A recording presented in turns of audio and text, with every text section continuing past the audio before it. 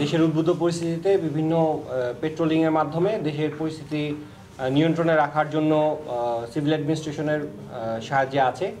আজকে আনুমানিক 7:45 ঘটিকায় আমরা একটা হেল্পলাইনে কল পাই যে কোনো একটা বাসায় একজন ভদ্রলোক ঢুকেছেন অপরিচিত, যিনি নিজেকে দাবি করছেন যে তার কাছে একটা অস্ত্র আছে এবং তার খবর যদি কাউকে বলা হয় তাহলে উনি বাকিদেরকে ফায়ার করবেন।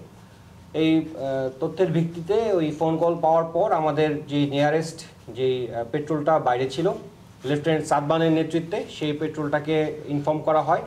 ওই পেট্রোলের সাথে আরও বিভিন্ন কার্যক্রমের জন্য আমাদের নরসিংদী জেলা পুলিশ আমাদের সাথে ছিল।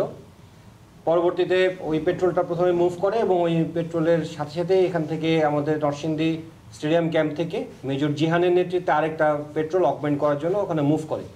লোকেশনটা ছিল আমাদের 5 দোনার ওখানে যাওয়ার পর দেখা যায় যে একটা বাড়ির ভিতরে একজন ভেতরে লোক আছে এবং আশেপাশে যে বাড়ির লোকজন ছিল তারা ভেতর থেকে ফায়ারিংয়ের সাউন্ড শুনতে পায়।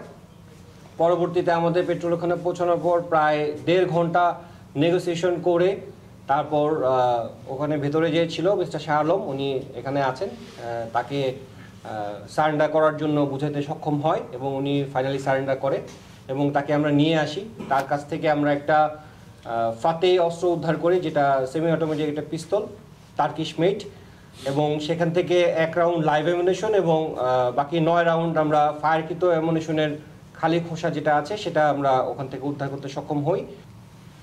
এছাড়াও আমরা জানতে পারি যে আমাদের গত 22শে ডিসেম্বরে যে ব্যাডমিন্টন খেলা থেকে ডেকে নিয়ে হত্যাকাণ্ড হয়েছে সেইখানে ওই হত্যাকাণ্ডের সাথে উনি সরাসরিভাবে জড়িত। এছাড়াও ওনার নামে অনেকগুলো মামলা আছে এবং উনি জাস্ট কয়েকদিন আগে জেল থেকে ছাড়া পেয়ে আসছে। এটা আমরা প্রাথমিকভাবে জিজ্ঞাসাবাদে জানতে পারি।